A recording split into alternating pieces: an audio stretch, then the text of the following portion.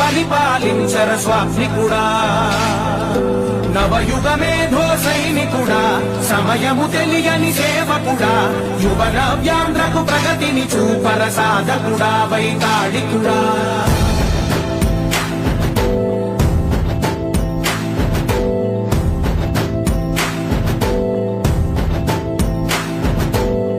ప్రతి ఇల్లు నిన్నే నిన్నే పిలిచింది ప్రతి గడప నీకే స్వాగతమంటోంది ప్రతి మనసు నువ్వే గెలవాలంటోంది పెద్ద కొడుకు నీవై తోడున్నావు చాలు జరుగుతుంది మాకు మేలు మేలు ఇంటి పెద్ద నీవై నిలిచి ఉంటే చాలు విలిసిపోవ రాష్ట్రమంతటా శాంతి క్రాంతి సంతోషాలు నాయకుడా నాయకుడా మళ్ళీ నువ్వే రావాలి నవ్యాంధ్ర పాలకుడై నువ్వే గెలవాలి నాయకుడా నాయకుడా మా తోడై నువ్వుండాలి మేమంతా నీ వెంటే ముందడుగెయ్యాలి ప్రతి ఊరు నీ పరిపాలన కోరింది ఓ ప్రతి వాడ నీకే మద్దతు పలికింది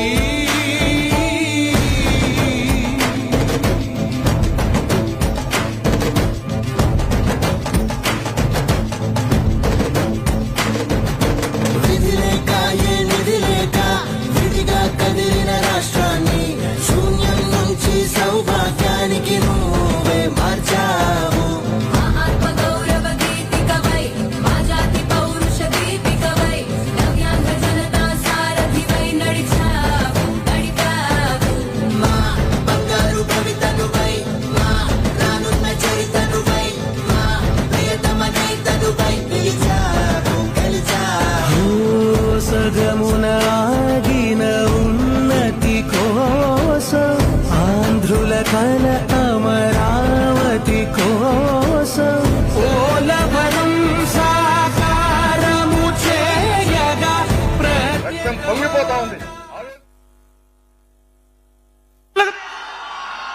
జై తెలుగుదేశం జై తెలుగుదేశం నారా చంద్రబాబు నాయుడు గారి నాయకత్వం నారా చంద్రబాబు నాయుడు గారి నాయకత్వం మన కుప్పం ముద్దుబిడ్డ నారా చంద్రబాబు నాయుడు గారి నాయకత్వం ఈరోజు మనందరం 5 సంవత్సరాలుగా కలలు కన్న రోజు అవునా కాదా ఎప్పుడెప్పుడా నారా చంద్రబాబు నాయుడు అనే పదం కోసం ఎన్ని రోజులు ఎన్ని సంవత్సరాలు ఇబ్బందులు పడ్డామో చూసాం వాటన్నిటినీ చిత్తు చేసి ఒక పోరాట యోధుల్లాగా 164 పైసలకు సీట్లతోటి ముఖ్యమంత్రిగా ప్రమాణ స్వీకారం చేసి మొట్టమొదటిసారిగా మన కుప్పం విచ్చేసిన మన ప్రీతమ నేత మన ఆరాధ్య దైవం శ్రీ నారా చంద్రబాబు నాయుడు గారికి మన కుప్పం నియోజకవర్గం తరఫున స్వాగతం సుస్వాగతం పలుకుతూ సమయాభావం మాట్లాడు ఏ మై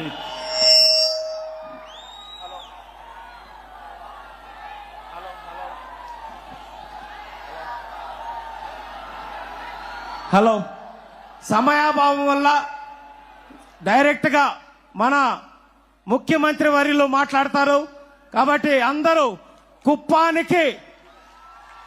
కుప్పానికి వరాల జల్లు పైన జల్లు కురిసేటట్లుంది ఆ జల్లు కురిసే లోపలే చంద్రబాబు నాయుడు గారు మనందరి మీద వరాల జల్లు కురిపించబోతున్నారు ఆ వరాల జల్లులో మీరు తడిసి ముద్దయి మనందరి అభివృద్ధి మీ అందరి ఆకాంక్షలు నెరవేరేలాగా ఆయన కృషి చేస్తారని తెలియజేస్తూ ఇప్పుడే కలెక్టర్ గారికి అందరికీ చెప్తున్నారు ఈ 5 సంవత్సరాల్లో జీరో పేదరికం లేకుండా కుప్పాన్ని తయారు చేయటమే నా లక్ష్యం అని చెప్పనేసి ఇప్పుడే చంద్రబాబు నాయుడు గారు చెప్పారు ఆ దిశగా అడుగులు పడుతున్నాయి ఇప్పుడు మన అందరి ఆరాధ్య దైవం శ్రీ నారా చంద్రబాబు నాయుడు గారిని మనల్ని ఉద్దేశించి మాట్లాడవలసిందిగా కోరుకుంటూ జై తెలుగుదేశం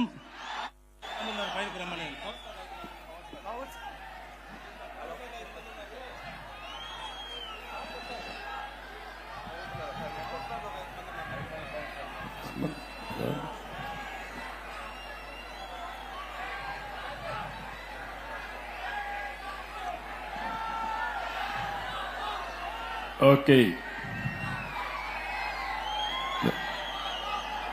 బెటర్. ముందుకు రా, ముందుకొచ్చి.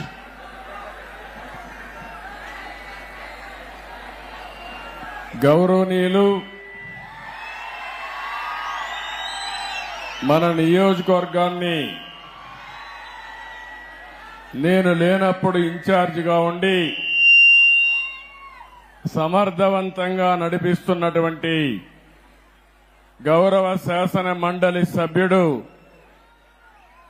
శ్రీకాంత్ గారు,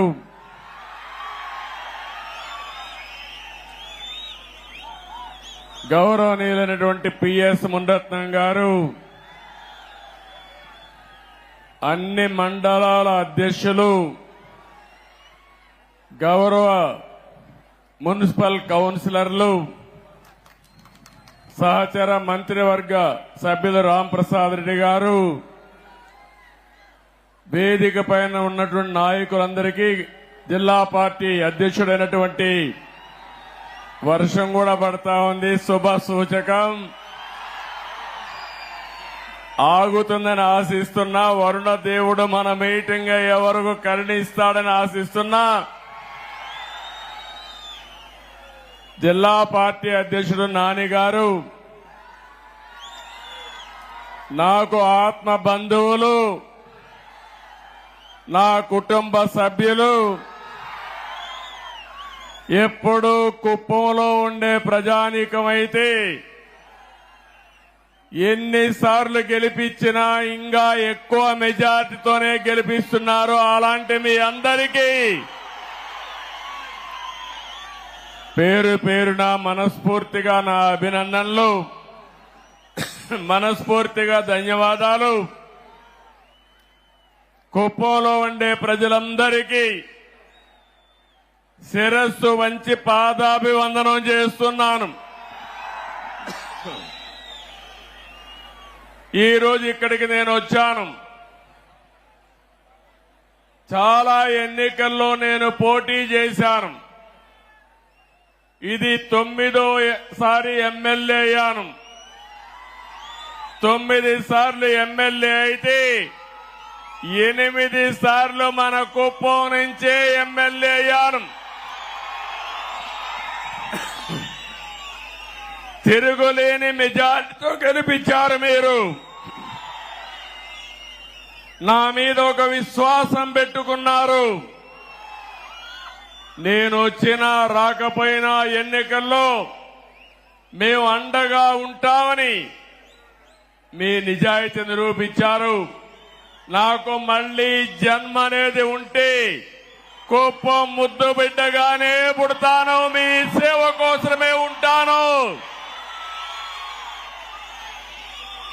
అలాంటి అరుదైన అనుభవం ఈ నియోజకవర్గం. ఈసారి ఎన్నికలు జరిగాయి. 164 మంది ఎమ్మెల్యేలు గెలిపించారు.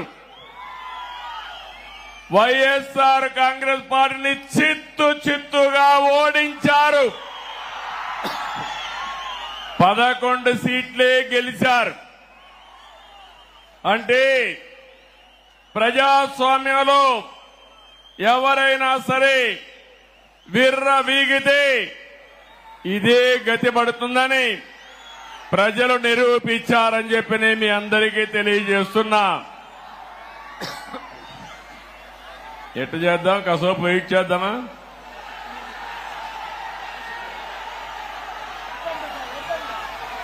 కంటిన్యూ చేద్దామా? 2 నిమిషాలు వెయిట్ చేద్దామా? ఓకే.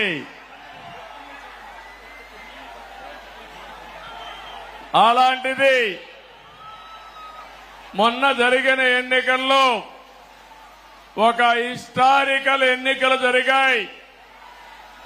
మన చిత్తూరు పార్లమెంటు చూస్తే 7 అసెంబ్లీలకు 7 గెలిపించి తిరుగులేని మెజారిటీ ఇచ్చారు మీరందరూ. రాష్ట్రంలో 25 పార్లమెంట్లో 20 పార్లమెంట్లో 7కు 7 గెలిపించారంటే ఇది ఒక చరిత్ర. 25 పార్లమెంట్లకి 21 పార్లమెంట్లు గెలిపించారు.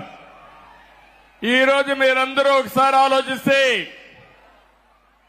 ఈ యొక్క వైఎస్ఆర్ కాంగ్రెస్ పార్టీ ఒక అరాచక పార్టీ.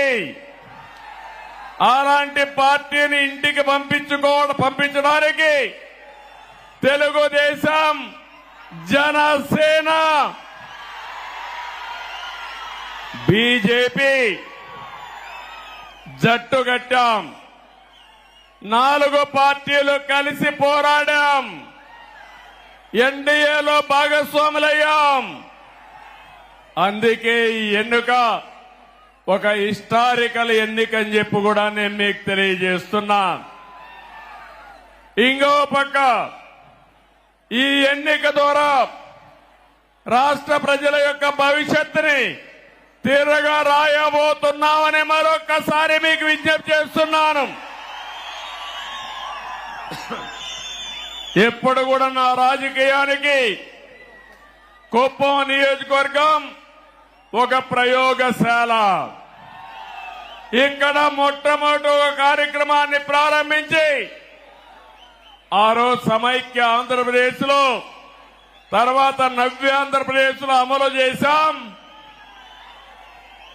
ఈ రోజు కూడా మళ్లీ మీ అందరికీ హామీ ఇస్తున్నా.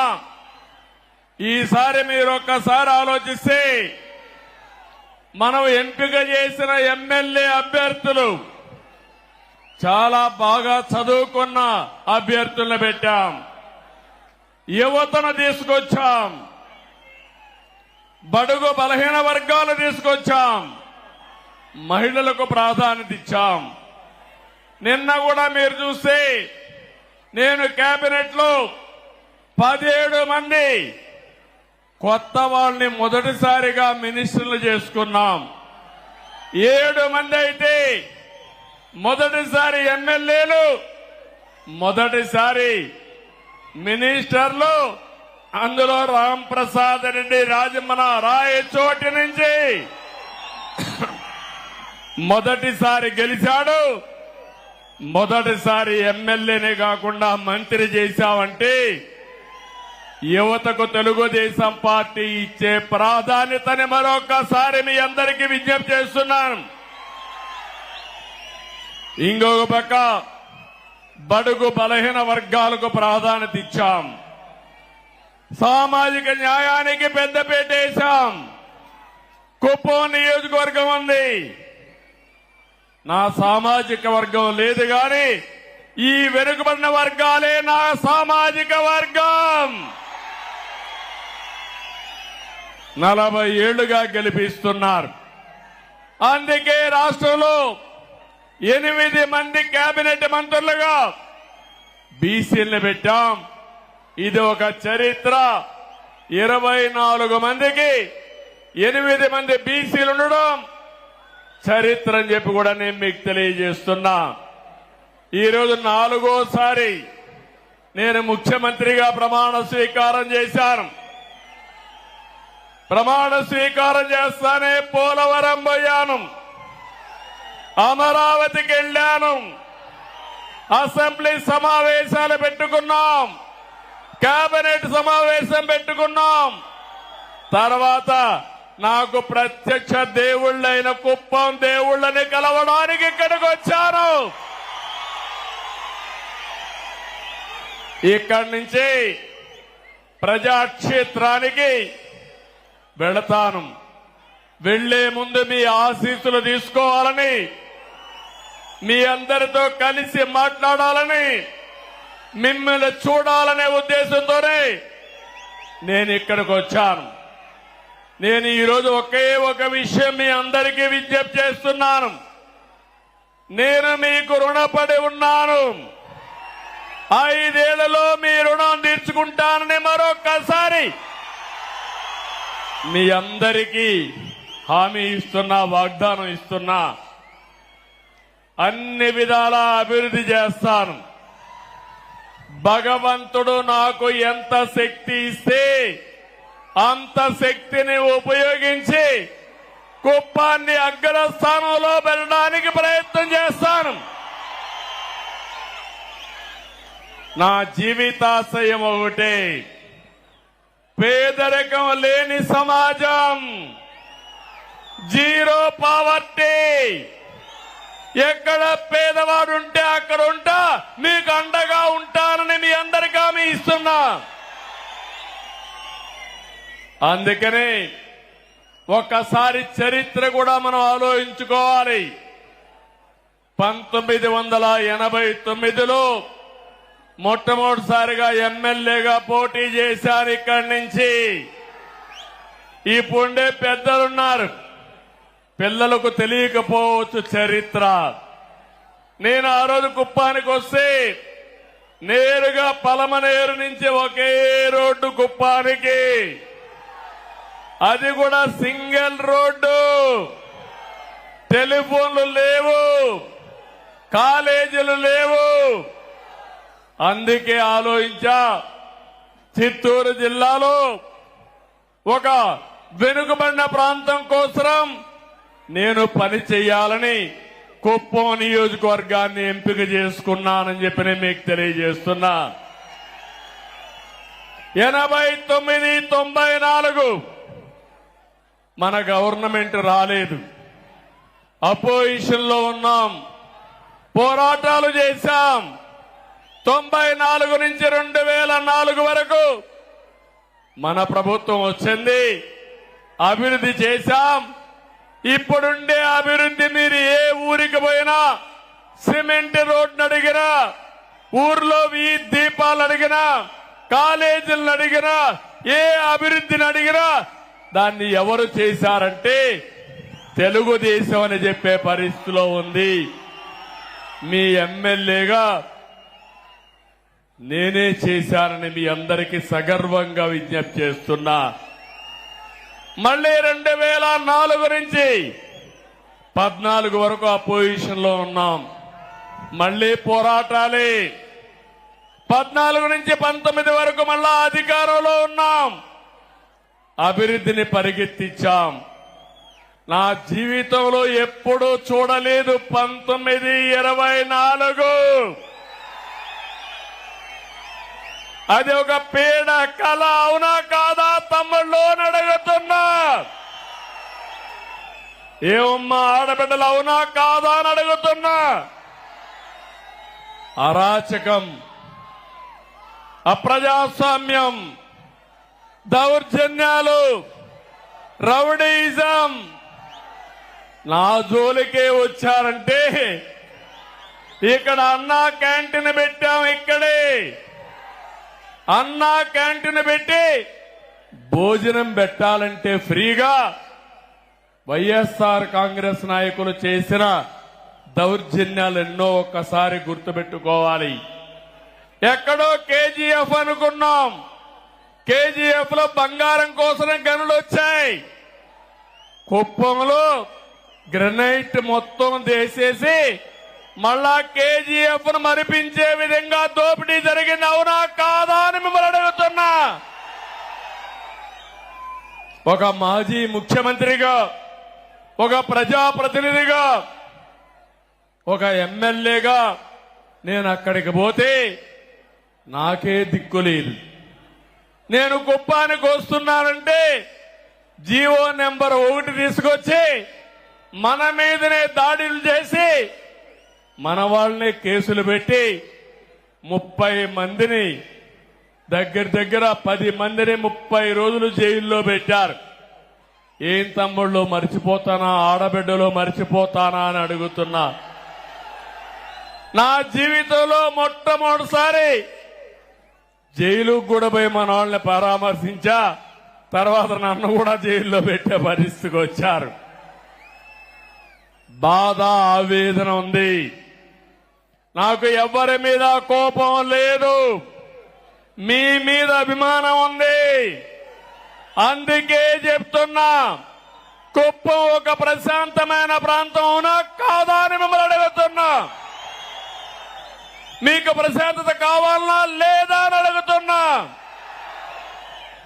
ఈ రోజు మీ తరపున ఈ యొక్క ఎన్టీఆర్ మెమోరియల్, ఎన్టీఆర్ విగ్రహం సాక్షిగా చెప్తున్నా, ఎవడైనా కుప్పంలో రౌడిజం చేశారో చేస్తారు. అదే కడపటి రోజు అవుతుంది. మీకు జాగ్రత్త. రౌడీజం గాని, గంజాయి గాని, అక్రమ వ్యాపారాలు గాని ఈ ప్రశాంతమైన పవిత్రమైన కుప్పంలో చేయడానికి వీలు లేదు. అందరూ ఏకగ్రీవంగా ఆమోదిస్తారా లేదా అని మిమ్మల్ని అడుగుతున్నా. గట్టిగా చప్పట్లు కొట్టి కూడా చెప్పండి ఆమోదిస్తామని.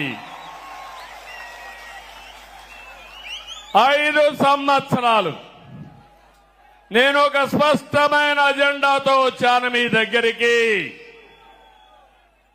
సంక్షేమానికి పెద్దపీట వేస్తాం, అభివృద్ధి పరిగెత్తిస్తాం. దానికి నమూనాగా ఈ కుప్పం నియోజకవర్గాన్ని తయారు చేస్తారని మరొకసారి మీ అందరికీ హామీ ఇస్తున్నా. మన మున్సిపాలిటీ కుప్పం పన్నులు పెంచారు గాని అభివృద్ధి చేశారా తమ్ముళ్ళు, ఆడబిడ్డలను అడుగుతున్నా. నేను మీ అందరికీ ఒకటే హామీ ఇస్తున్నా. ఈరోజు నేను మొన్నే చెప్పాను 100 కోట్లని గాని 100 కోట్లు కాదు, ఎంతైనా పర్వాలేదు. ఒక మోడల్ మున్సిపాలిటీగా ఈ కుప్పాన్ని తయారు చేస్తాం. ఔటర్ రింగ్ రోడ్ వేస్తాం,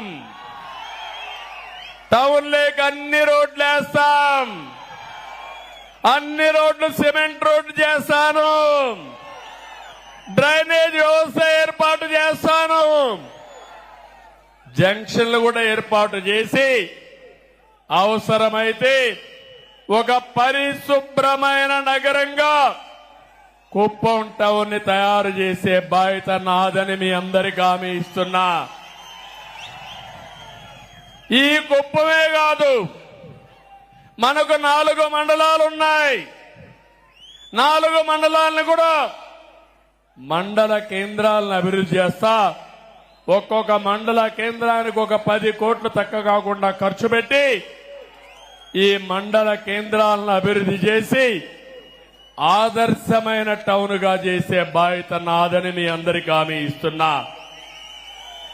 అన్ని పంచాయతీల్ని, మేజర్ పంచాయతీ అయితే 2 కోట్లు ఖర్చు పెడతాం, మైనర్ పంచాయతీ అయితే 1 కోటి రూపాయలు ఖర్చు పెడతాం. ఇవన్నిటికీ ఎస్టిమేట్స్ తయారు చేపిస్తా. పని ఈ రోజు నుంచే ప్రారంభం అవుతుందని మరొకసారి హామీ ఇస్తున్నా. ఇది కాకుండా మీ గ్రామాల్లో గ్రామ సభలు పెట్టి త్రాగునీరు, డ్రైనేజ్, వీధి దీపాలు ఇలాంటి కనీస మౌలిక సదుపాయాలు ఏవైతే అవసరముందో అదే మారిగా వేస్ట్ కాంపోస్ట్ పెట్టాం. మనం ఊర్లో ఉండే చెత్తంతా తీసుకొచ్చి ఎరువుగా మార్చి కాంపోస్ట్ ఎరువుగా ఉపయోగించాలని చెప్పి ఆలోచించాం. ఆ షెడ్లన్నీ ఈరోజు వైఎస్ఆర్ కాంగ్రెస్ నాయకులు వాళ్ళ రంగు కొట్టుకున్నారు కానీ అక్కడ మాత్రం ఎలాంటి కార్యక్రమాలు లేవు. అందుకే మీకు హామీ ఇస్తున్నాను, కుప్పంలో ప్రతి ఒక్క పంచాయతీ ఒక మంచి పంచాయతీగా, పరిశుభ్రమైన పంచాయతీగా తయారు చేసే బాధ్యత నాదని మీ అందరికీ హామీ ఇస్తున్నా. త్రాగునీరు ఎప్పుడో వాటర్ స్కీములు పెట్టాం. ఎన్టీఆర్ సుజల స్రవంతి కింద 2 రూపాయలకి 20 లీటర్లు నీళ్లు ఇస్తే దాన్ని సర్వనాశనం చేశారు. మళ్లీ హామీ ఇస్తున్నాం, ప్రతి ఒక్క ఇంటికి కొళ్ళాయి ద్వారా నీళ్లు ఇచ్చే బాధ్యత తీసుకుంటాం. ఇదే కాదు, ఎన్టీఆర్ సుజల స్రవంతి కూడా మినరల్ వాటర్ ఇవ్వడానికి ముందుకు తీసుకుపోతాం. దీనికి కూడా ఎస్టిమేట్స్ చేపిస్తా. వార్ ఫుటింగ్ లో ఈ పనులన్నీ అవుతాయని చెప్పి నేను మీకు తెలియజేస్తున్నా. ఒక పక్క అన్ని గ్రామాలకు రోడ్లు ఇప్పించే బాధ్యత తీసుకుంటాం. ఊర్లో సిమెంట్ రోడ్లన్నీ వేసే బాధ్యత తీసుకుంటాం, పొలాలకు కూడా రోడ్లు వేసే బాధ్యత తీసుకుంటామని మీ అందరికీ హామీ ఇస్తున్నా. దీనితో పొలం నుంచి ఏ మార్కెట్కు పోవాలన్నా వ్యవసాయ ఉత్పత్తులు సుజావుగా తీసుకుపోయే కార్యక్రమానికి శ్రీకారం చుడతాం. ఇప్పుడే వస్తానే పోయాను. హంద్రీ నీవా కాలువ మన నాయకుడు ఎన్టీ రామారావు గారు ప్రారంభించిన కాలువ శ్రీశైలం నుంచి 730 కిలోమీటర్లు పరమ సముద్రం మన నియోజకవర్గానికి వస్తుంది. నేను ఆ రోజు 1000 కోట్ల వరకు నీళ్లు తీసుకొచ్చాను.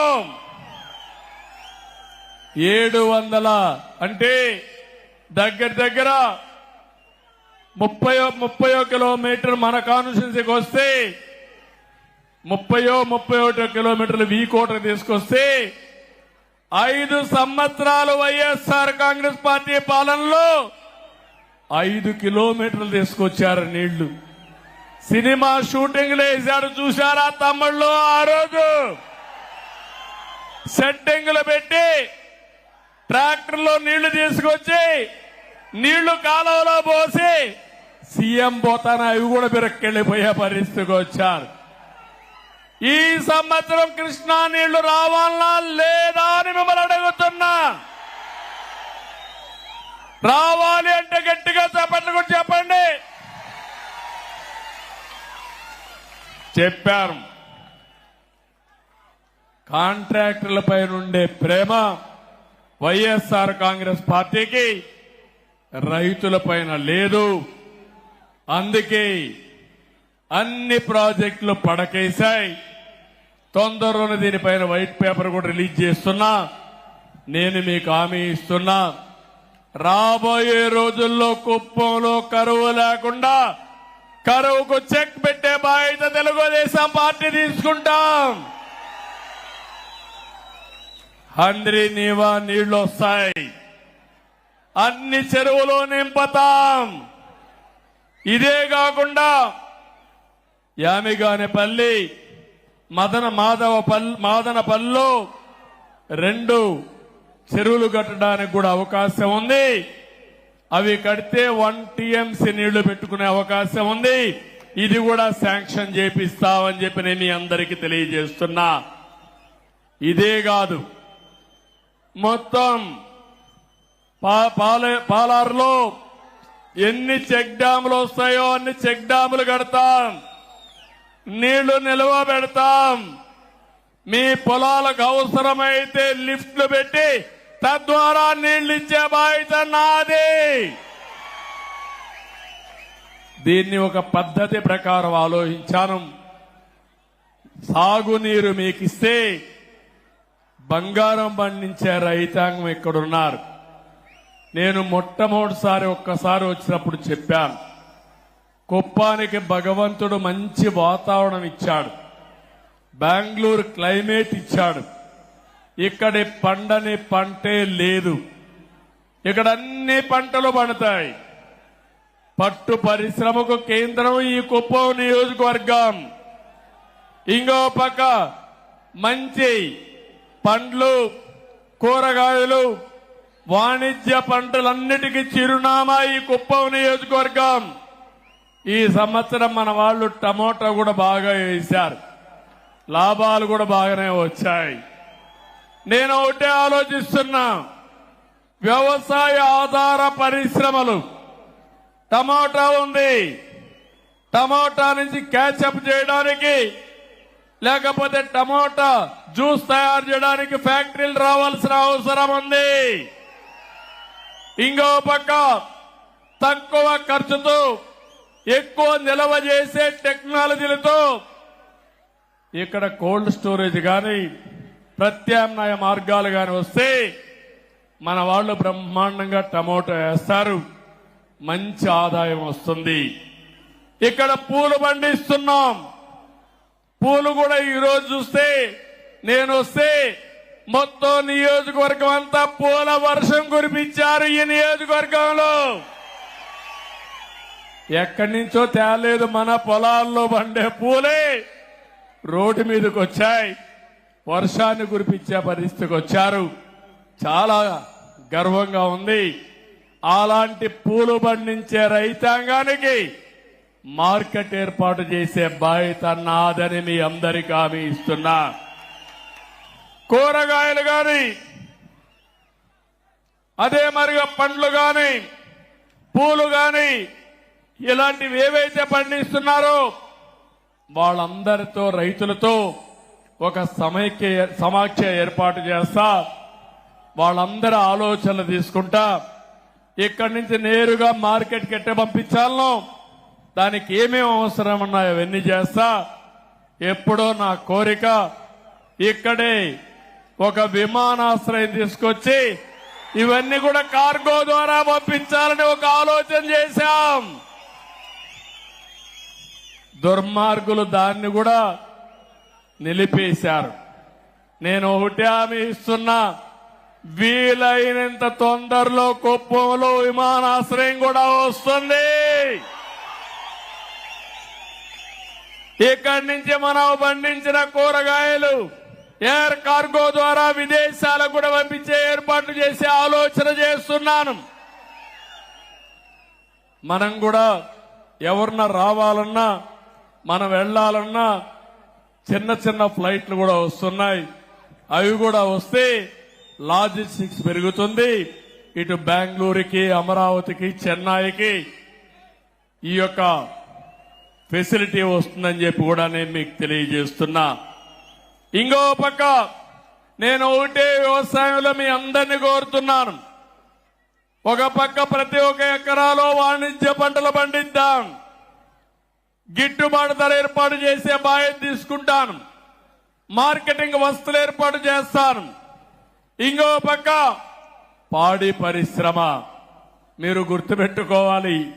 ఇప్పుడు నేను తొందరగా మీటింగ్ కూడా కంప్లీట్ చేయాలి. 5 అయితే మీకు జ్ఞాపకం వస్తుంది, మేము ఆవు పిలుస్తా ఉంటుంది మిమ్మల్ని అందరినీ. ఎందుకంటే పాలు పిండాలి, అది మీ ఎక్కడున్నా మీకు గుర్తొచ్చేస్తుంది.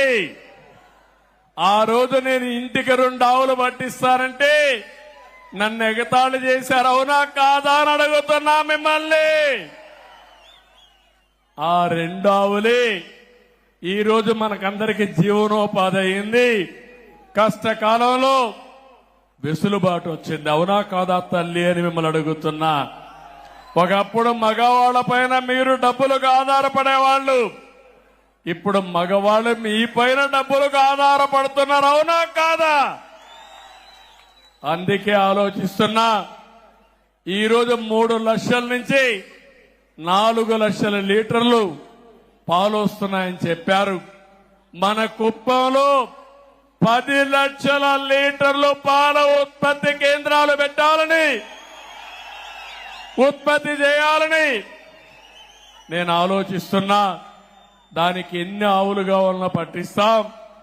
ఆవులకు మళ్ళా షెడ్లు కూడా వేయాలి. ఆ రోజు మనం అందరం కూడా షెడ్లు కూడా ఇప్పిస్తే అవి కూడా మానేశారు. రేషన్ కూడా ఆ రోజు మనం చూస్తే ఏ విధంగా చేయాలో ప్రయోగాలు చేశాం. ఈరోజు అవన్నీ పోయినాయి. దానా సబ్సిడీ అన్నీ పోయినాయి. మళ్ళా ఇప్పిస్తా, మిమ్మల్ని ఆదుకుంటాను. పాడి పరిశ్రమ, కోళ్ల పరిశ్రమ, అవసరమైతే గొర్రెల పెంపకం కూడా ఏది లాభదాయకం అవన్నీ చేస్తాం. ఇవన్నీ చేస్తే మా ఆడబిడ్డలు హనీ కూడా, తేనె కూడా ఉత్పత్తి చేయొచ్చు మన ఊర్లోనే. సిల్క్, మిల్క్, అదే మరి హనీ, ఈ 3 కూడా ఒక అనుబంధ కార్యక్రమాల కింద చేసుకుంటే మనకు ఆదాయం వస్తుందని చెప్పి కూడా నేను మీకు తెలియజేస్తున్నా. ఇంకొక పక్కన ఇవన్నీ చేసిన తర్వాత నేను ఒక ఆలోచన చేశాను. నేను ఆ మాట చెప్పాను, జీరో పావర్టీ. ఏ గ్రామంలో కూడా నిరుపేదలందరూ లేకుండా వాళ్ళకి ఆదాయం పెంచడానికి ఏమేం మార్గాలున్నాయో ఆలోచిస్తున్నాను. మనకుండే పెద్ద ఆస్తి జనాభా. ఒక ఇంట్లో 5 మంది కుటుంబ సభ్యులు ఉంటారు. పిల్లల్ని బాగా చదివిస్తే జీవితంలో సెటిల్ అవుతారు. పెద్దవాళ్ళు కూడా ఆదాయాన్ని భూమి లేకపోయినా ఆదాయం సంపాదించే మార్గాన్ని ఏర్పాటు చేస్తే ప్రభుత్వం ఇచ్చే సహాయాన్ని తీసుకుంటూనే మీరు కూడా 10 రూపాయలు సంపాదించుకోవాలి.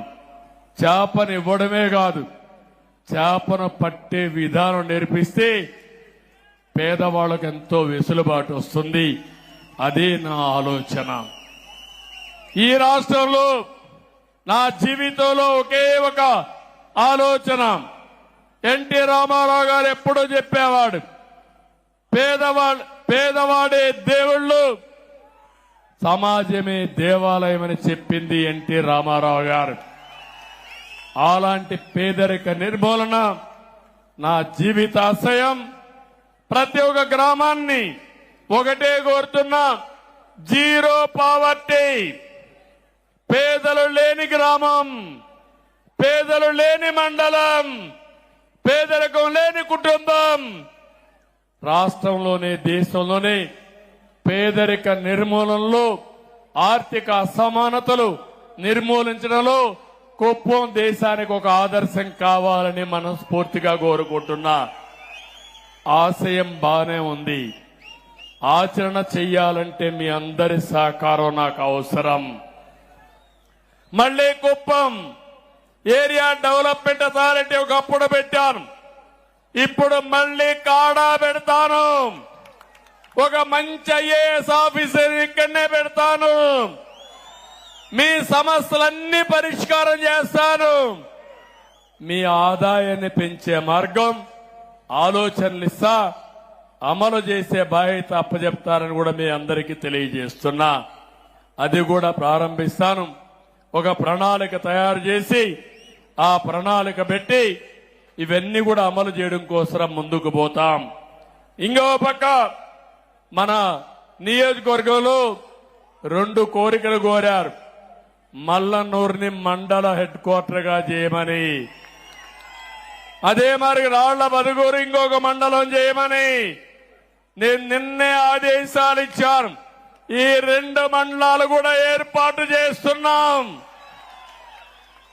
ఇప్పుడు మున్సిపాలిటీ 4 మండలాలున్నాయి. భవిష్యత్తులో 6 మండలాలు మున్సిపాలిటీ ఉంటుందని ఈ సభాముఖంగా మీ అందరికీ తెలియజేస్తున్నా.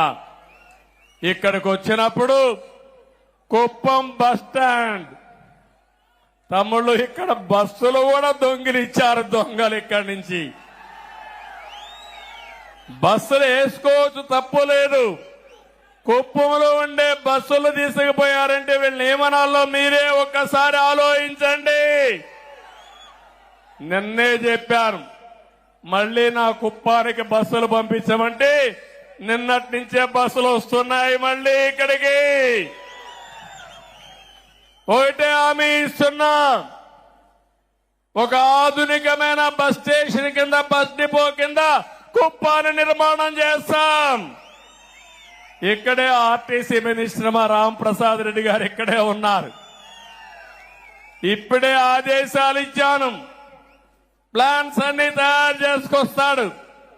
అన్ని గాని సవ్యంగా జరిగితే కుప్పంలో అన్ని బస్సులు కూడా ఎలక్ట్రికల్ బస్సులు వేసేస్తాం. పొల్యూషన్ కూడా ఉండదు. ఎక్కడ రోడ్ల మీద పోతాండు ఊగురాట కూడా లేదు. అలాంటి అవసరమైతే కొన్ని ఏసీ బస్సులు కూడా పెట్టేసి వేరే ప్రాంతాలకు పోవాలంటే కార్లు అవసరం లేకుండా శుభ్రంగా పోయి వచ్చే పరిస్థితి వస్తుంది. ఇంకో పక్క మన కుప్పానికి అన్ని పక్కల వివిధ రకాలైన నగరాలున్నాయి. ఒక పక్క కృష్ణపట్నం ఉంది, కృష్ణగిరి ఉంది, ఇంకో పక్కన కేజీఎఫ్ ఉంది, ఇంకో పక్క బెంగళూరు నగరం ఉంది, సమీప ప్రాంతంలోని చెన్నై కూడా ఉంది. మన రైల్వే లైన్ కూడా మీరు చూస్తే కుప్పం ఒక జంక్షన్ గా కూడా తయారయ్యే అవకాశం ఉంది. అందుకే నేను ఒకటి ఆలోచిస్తున్నాను, కోట నుంచి వచ్చే రోడ్డుని, పలమనే రోడ్డుని ఇప్పుడు డబల్ రోడ్ ఉంది, దీన్ని 4 లేన్ చేసుకోగలిగితే కృష్ణగిరి వరకు బ్రహ్మాండంగా ఉంటుంది. ఇక్కడి నుంచి మిగిలిన రోడ్లు కూడా ఏవైతే ఉన్నాయో అవన్నీ కూడా ఆలోచిస్తున్నాను. ఇక్కడి నుంచి మీరు చూస్తే బెంగళూరు నుంచి హోసూరు వరకు గ్రీన్ ఫీల్డ్ హైవే కింద 4 లేన్ వేసుకుంటే బెంగళూరుకు 1 గంటలోనే పోయే అవకాశం వస్తుందని మా వాళ్ళు చెబుతున్నారు. అది కూడా వస్తే నేరుగా బెంగళూరుకు పోయి బెంగళూరు వాళ్ళు కుప్పానికి వచ్చి వ్యాపారం చేసుకుని సాయంత్రం మళ్ళీ వెళ్ళిపోతారు బెంగళూరుకి. మొన్న బెంగళూరు నుంచి ఒక 20,000 మంది వచ్చారు మన వాళ్ళు ఓట్లు వేయడానికి. వాళ్లే డబ్బులు ఖర్చు పెట్టి వచ్చారు, తెలుగుదేశం పార్టీకి ఓటేశారు. ఇక్కడే కాదు, అమెరికా నుంచి, ఆస్ట్రేలియా నుంచి, ఆఫ్రికా నుంచి మన ఎన్ఆర్ఐస్ అంతా వచ్చి నెల 2 నెలలు పనిచేసి 4-5 లక్షలు ఖర్చు పెట్టి తెలుగుదేశం పార్టీని గెలిపించారంటే అది వాళ్లకు మన పార్టీ పైనుండే అభిమానం. ఈరోజు పక్కనుండే బెంగళూరు నుంచి ఒక 15,000 నుంచి 20,000 మంది కొంతమంది వాళ్ళ ఖర్చులే పెట్టుకొని వచ్చి ఓటేశారు. హైదరాబాద్ నుంచి చూస్తే 55-60 ట్రైన్లు పట్టకుండా ఎక్కడికక్కడ వచ్చి ఓటేసి వెళ్లారంటే వాళ్ళ అభిమానం చూసిన తర్వాత నాకు అనిపిస్తుంది నా జీవితాంతం వాళ్ళకు రుణపడున్నా వాళ్ళ రుణం తీర్చుకుంటానని చెప్పి కూడా నేను మీకు తెలియజేస్తున్నా. అందుకనే ఈ యొక్క కుప్పం నుంచి చుట్టుపక్కల తమిళనాడులో ఉండే ప్రధాన నగరాలకి, కర్ణాటకలో ఉండే నగరాలకి ఇన్ఫ్రాస్ట్రక్చర్ ఏర్పాటు చేస్తాం. ఇక్కడే ఎక్స్ప్రెస్ వే కూడా వస్తుంది, 4 లేన్ రోడ్డు వస్తుంది. ఆ ఎక్స్ప్రెస్ వే చూస్తే మన కుప్పం దగ్గర ఎక్కడో కూడా ఒక దారి పెట్టమంటే నేరుగా బెంగళూరుకు 1 గంటలో వెళ్లిపోయే అవకాశం వస్తుంది. అది కూడా నేను గడ్కరీ గారితో మాట్లాడి ఏర్పాటు చేయిస్తానని చెప్పి నేను మీకు తెలియజేస్తున్నా. నిన్న ఎన్నికల్లో యువత బ్రహ్మాండంగా పనిచేశారు. జాబు రావాలంటే ఇదే స్లోగన్ ఎక్కడ చూసినా. అందుకే నా మీద బాధ్యత పెరిగింది. మళ్లీ ఉద్యోగాలు ఇప్పించే బాధ్యత నాది. అందుకనే ఆలోచిస్తున్నాను. మన కుప్పానికి టెక్స్టైల్ గాని, ఫుడ్ ప్రాసెసింగ్ గాని వివిధ రకాలైనటువంటి ఇండస్ట్రీస్ రావాలి. ఇక్కడి నుంచి మనం ప్రపంచంలో ఉండే కంపెనీలకు పనిచేసే విధంగా కూడా రావాలి. ఇవన్నీ కూడా ఏ విధంగా చేయాలో నేను ఆలోచిస్తున్నా. ఒక ప్రణాళిక తయారు చేసుకుంటా. కుప్పంలో ఇండస్ట్రీస్ రావాలి. కాలేజీలు, స్కూల్స్ ఇప్పటికే మనం చాలా పెట్టుకున్నాం. కుప్పం ద్రవిడ యూనివర్సిటీ ఉంది, భ్రష్టు పట్టించారు. నేను ఒకటే ద్రవిడ యూనివర్సిటీలో నేను దృష్టి పెడుతున్నాను. మళ్ళా అడ్మినిస్ట్రేషన్ గాడిలో పెట్టే బాధ్యత నాది. 254 మందికి 10 నెలలుగా జీతాలు రావడం లేదు. 6 నెలలుగా జీతాలు రాని వాళ్ళందరికీ జీతాలు కూడా రిలీజ్ చేయమని నిన్నే చెప్పొచ్చాను. ఆ జీతాలు కూడా రిలీజ్ చేపిస్తాం. అదైన తర్వాత ద్రవిడ యూనివర్సిటీ ప్రక్షాళన చేయాల్సిన బాధ్యత ఉంది. ప్రక్షాళన చేస్తాను.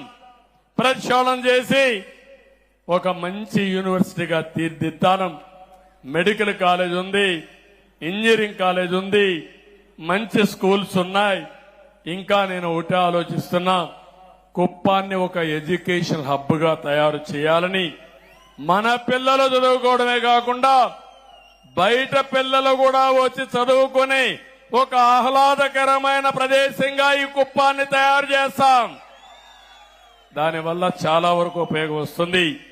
ఇది కూడా చేస్తానని చెప్పి నేను మీకు తెలియజేస్తున్నా. ఇది కాకుండా ఇంకో పక్కన మీరు ఒకసారి చూస్తే ఇక్కడికి వచ్చినప్పుడు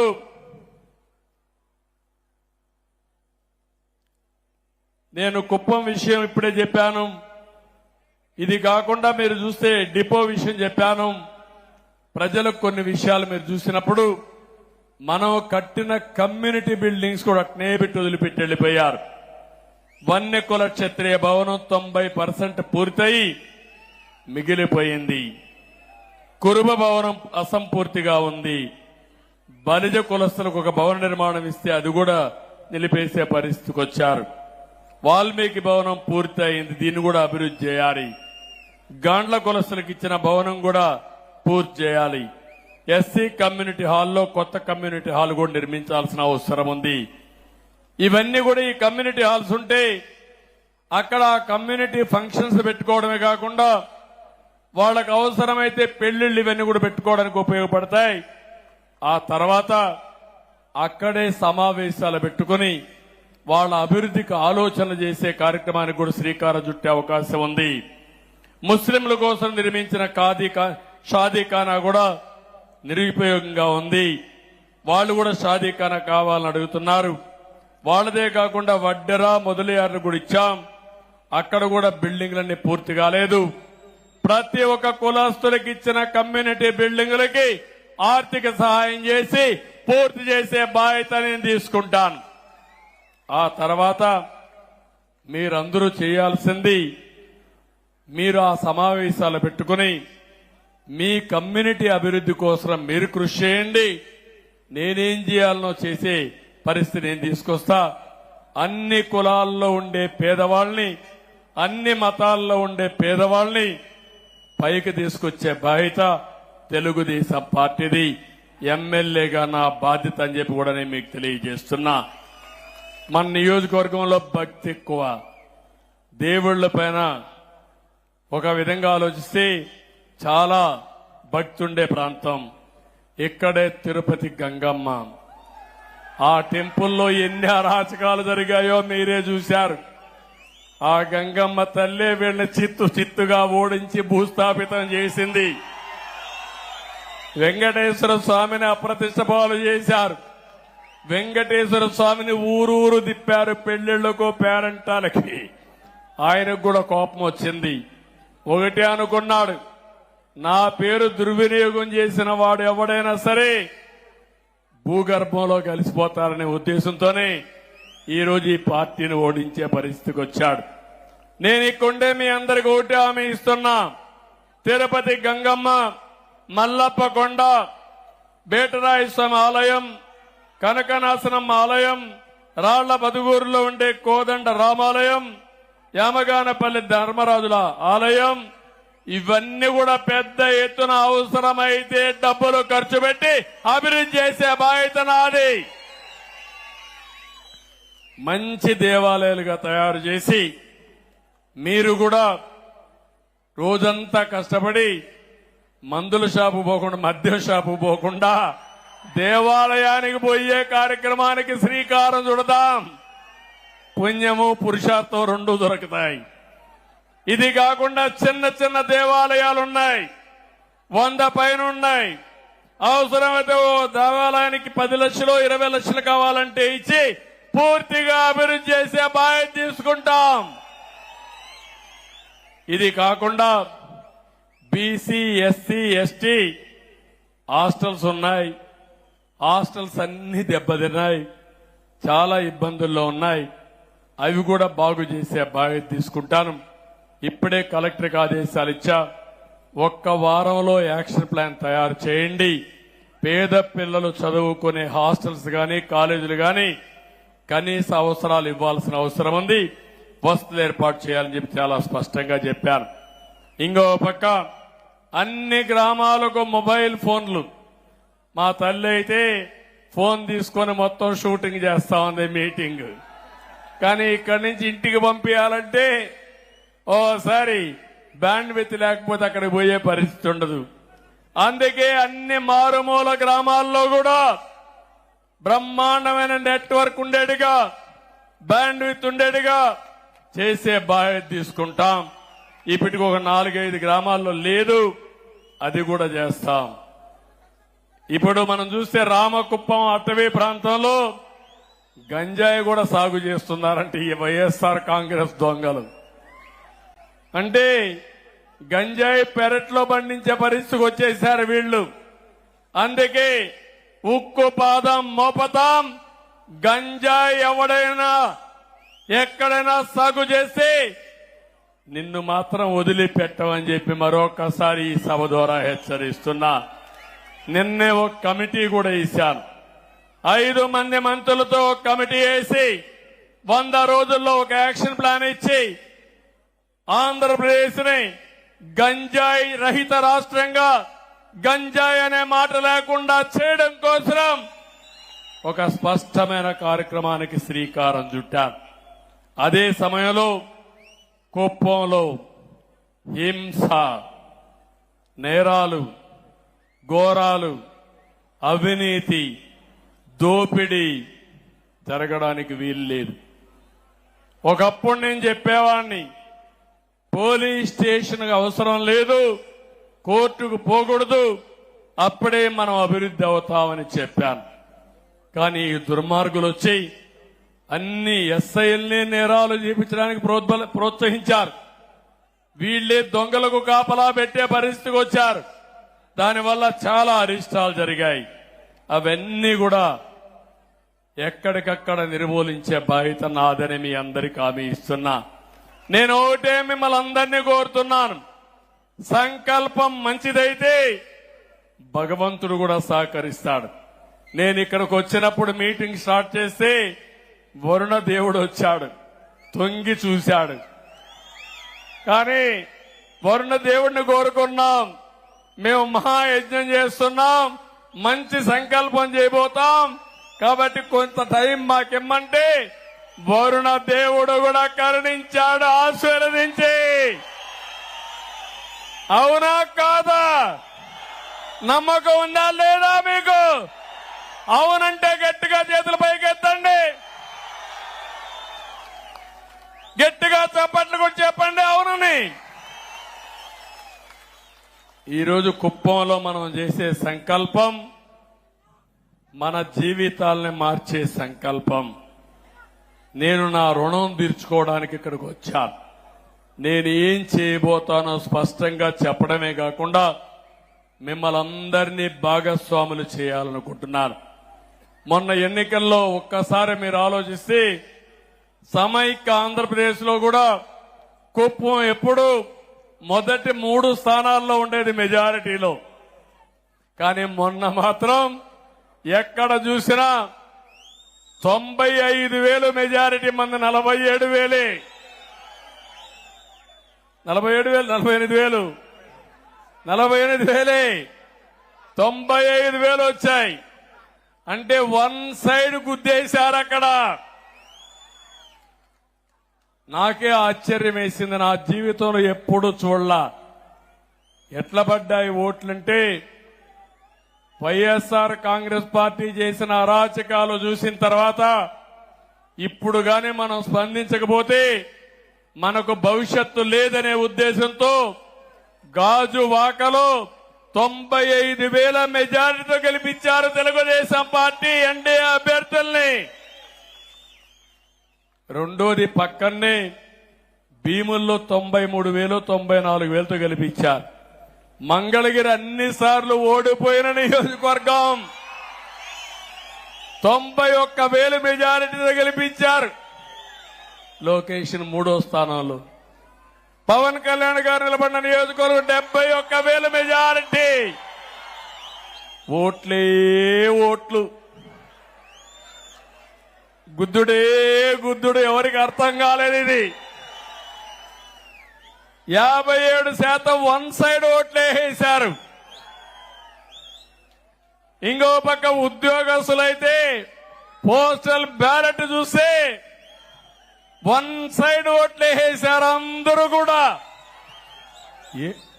మహిళలు కూడా బ్రహ్మాండంగా ఓట్లేశారు. బీసీలైతే 1 సైడ్ ఓట్లేశారు. ఇవన్నీ చూసిన తర్వాత నాకు అనిపిస్తుంది, ఎప్పుడైనా సరే ప్రజలకు మంచి చేస్తే ప్రజలెప్పుడు గుర్తుపెట్టుకుంటారు. తాత్కాలికంగా కొన్ని ఇబ్బందులు వచ్చినా దీర్ఘకాలంలో నిజం గెలుస్తుంది.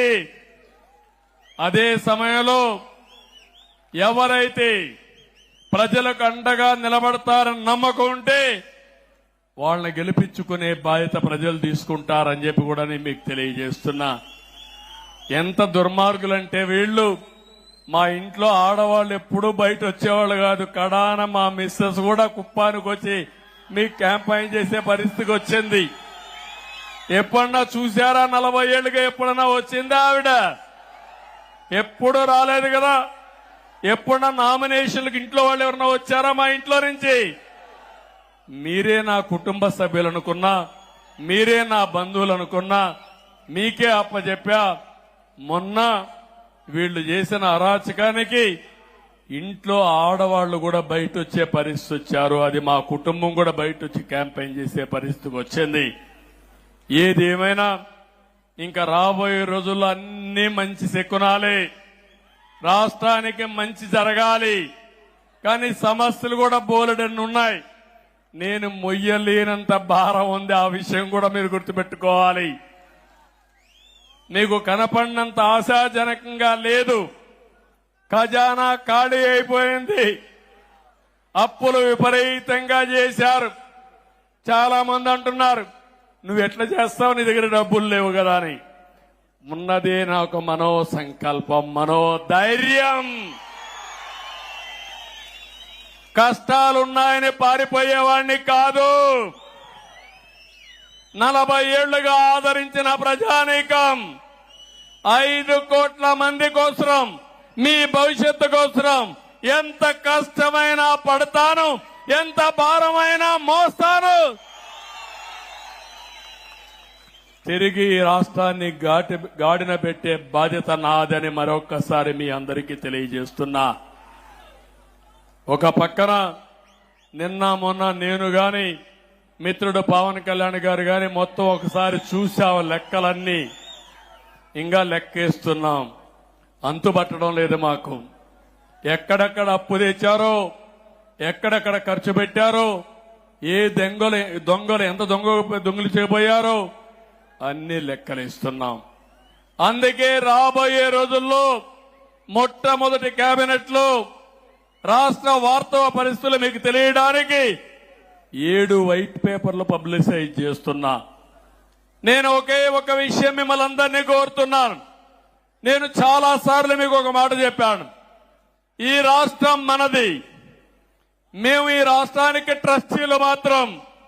కొంతమంది దొంగలు, స్వార్థపరులు ఈ రాష్ట్రాన్ని మొత్తం దోచేసే ప్రయత్నం చేశారు. మీకు నష్టం చేసే పరిస్థితికి వచ్చారు. అయితే మీలో చైతన్యం వచ్చి రాష్ట్రాన్ని కాపాడుకోవాలని నిలబడి మొన్న ఎన్నికల్లో ఊహించిన విధంగా చాలా మంది ఎన్నికల ముందు భయపడ్డారు. కానీ పోలింగ్ స్టేషన్కు వచ్చిన తర్వాత ఒక సైలెంట్ రెవల్యూషన్ వచ్చింది. పెద్ద ఉద్యమం వచ్చింది. చరిత్ర తిరగరాసే అవకాశాన్ని మీరు తీసుకున్నారు. అందుకే మేము 7 వైట్ పేపర్లు చూస్తే, 1 రాష్ట్ర ఆర్థిక పరిస్థితి, 2 పోలవరం సాగునీటి ప్రాజెక్టులు పూర్తిగా విధ్వంసం చేశారు, 3 అమరావతిని సర్వనాశనం చేశారు, 4వది మీరు ఒకసారి చూస్తే ఎక్కడ చూసినా మద్యం ఏరులై పారి నాసిరకం మద్యం తెచ్చి ఈ పేద ప్రజల ప్రాణాలు తీసే పరిస్థితికి వచ్చారు. 5వది భూగర్భ ఖనిజ సంపద, ఇసుక, గ్రనైట్, లాటరైట్, ఒకటి కాదు అన్ని దోచుకునే పరిస్థితికి వచ్చారు. అదే సమయంలో ఇంకా 7 సబ్జెక్టులు పెట్టుకుని 7 సబ్జెక్టుల పైన వాస్తవాలన్నీ మేము ముందర పెడుతున్నాం. అదే సమయంలో మీరు ఒకసారి ఆలోచిస్తే మేమేదో ఇంకొక విధంగా వాళ్ళు చేయలేదని బ్లేమ్ చేస్తూ ఇంట్లో కూర్చోవడం కాకుండా నేను ఒక మాట చెప్పాను. మొదటి 3 సంతకాలు పెడతానని ఆ రోజు మీ అందరికీ హామీ ఇచ్చాను. తర్వాత మీరు చూస్తే మొదటి సంతకం మా తమ్ముళ్ళ ఉద్యోగాల కోసం మెగా డిఎస్సి దగ్గర దగ్గర 16,346 ఉద్యోగాలకు మొదటి సంతకం పెట్టాను. మొదటి కేబినెట్ మీటింగ్ లోనే విధి విధానాలకు శ్రీకారం చుట్టాం. తొందరలోనే ఉద్యోగ నియామకాలు చేసి మొట్టమొదటిసారిగా డిఎస్సి ద్వారా మా తమ్ముళ్ళకి నిరుద్యోగులకు ఉద్యోగాలు ఇచ్చే బాధ్యత మాది. అన్ని రకాలైన టీచర్ పోస్టులు ఇస్తున్నాం. అదైన తర్వాత పేదవాళ్ల కోసం పింఛను పెంచడం, పేదవాళ్లకు పింఛన్లు ఇచ్చే విధానానికి శ్రీకారం చుట్టింది నందమూరి తారక రామారావు గారు.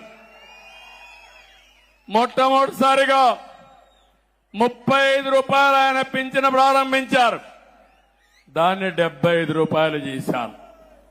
2014 నేను ముఖ్యమంత్రి అయినప్పుడు 200 రూపాయలు 1000 రూపాయలు చేశాను. 1000 రూపాయలు 2000 రూపాయలు చేశాను. అంటే 200ని 10 రెట్లు పెంచి 2000 రూపాయలు చేశాం ఈ పేదవాళ్ల కోసం. ఇప్పుడు మళ్ళీ 3000 ఉంటే 4000 రూపాయలు చేశాను. ఏప్రిల్ నుంచి ఇస్తానన్నాను. అందుకే 65,30,000 మందికి జూలై 1 తారీఖున 7,000 రూపాయలు డబ్బులు ఇచ్చే బాధ్యత.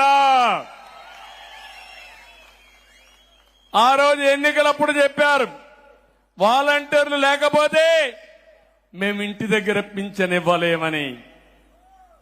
సచివాలయ ఉద్యోగస్తులతో మొదటి తారీఖున మీ ఇంటికే పింఛన్లు పంపించే కార్యక్రమానికి శ్రీకారం చుట్టాం.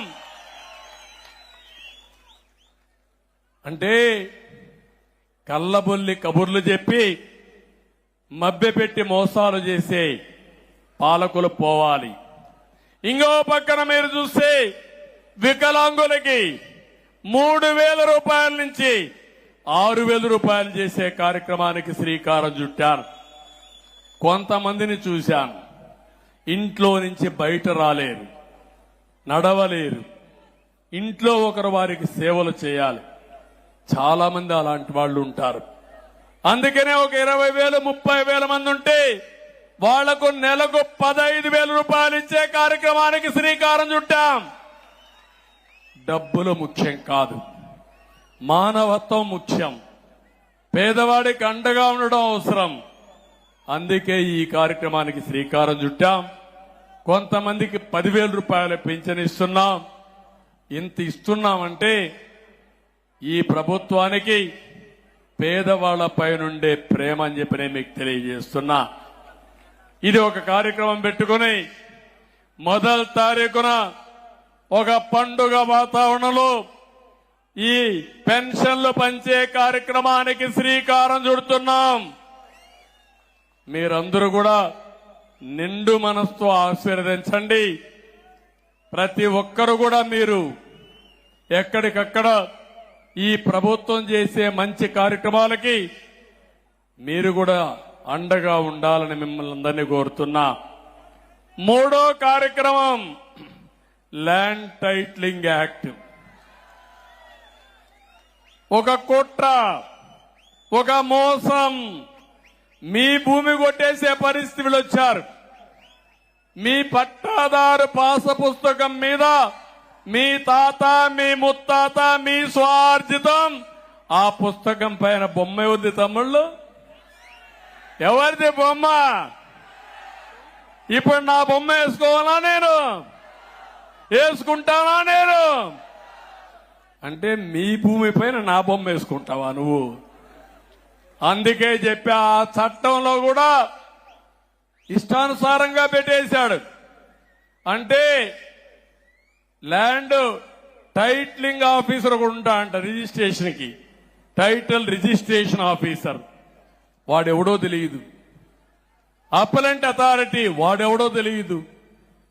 ఏదైనా జరిగితే నువ్వెవరన్నా ఈ భూమి నాదంటే ట్రిబ్యునల్కి వెళ్ళిపోతుందంట. ఇంకా మీ బతుకులు ఏమవుతాయో మీరు ఆలోచించుకోండి. ఇంకో పక్క నేరుగా హైకోర్టుకే పోవాలి. ఇంకే కోర్టు లేదు, అందరూ అమరావతి క్యూ కట్టాలి. ఎంతమంది హైకోర్టు పోతారని అడుగుతున్నా. అందుకే చెప్పా, ఈ చట్టం నల్ల చట్టం, దీన్ని రద్దు చేస్తానని చెప్పి రద్దు చేయడానికి మొన్నే తీర్మానం చేశాం. కరెక్ట్ అవునా కాదా? కరెక్ట్ అవునా కాదా? అది రద్దు అయిపోతుంది. మీ పట్టాదారు పాసు పుస్తకం పైన ఇంకా బొమ్మ ఉంది. ఏం చేయమంటారా బొమ్మని? ఏం చేయమంటారా బొమ్మని? అన్ని పట్టాదారు పుస్తకాలు మారస్తా, బొమ్మ తీసేస్తా, రాజముద్రతో మీ భూమి మీకు ఇస్తానని మీకు హామీ ఇస్తున్నా. రాయి పైన కూడా బొమ్మ వేసుకున్నాడు. ఆ రాళ్లతో ఎవరిని కొట్టాలో నాకు తెలియడంలే. ఏంటి అరాచకాలు నాకైతే అర్థం కావడం లేదు. కడాన పుట్టిన తేదీ సర్టిఫికెట్ ఇమ్మంటే దానిపైన కూడా బొమ్మ. చాలా అరాచకాలు జరిగాయి. ఇంకా నిన్న మొన్న చూస్తున్నారు అరాచకాలు. ప్యాలెస్ల కథ చూస్తున్న తర్వాత మాట్లాడదాం. అయ్యింది, ఇప్పుడు నేను మాట్లాడను. అందుకని నేను మిమ్మల్ని అందరినీ ఇవన్నీ చేసి ఈరోజు మీకు అందరికి ఒకటి హామీ ఇస్తున్న. ఈ మూడే కాదు, నాలుగోది ఏదైతే ఈరోజు రాష్ట్రంలో అన్నా క్యాంటీన్ పెడతానని ఆ రోజు చెప్పారు. 203 ప్లేసుల్లో శాంక్షన్ చేశాం, 183 ప్రారంభించాం.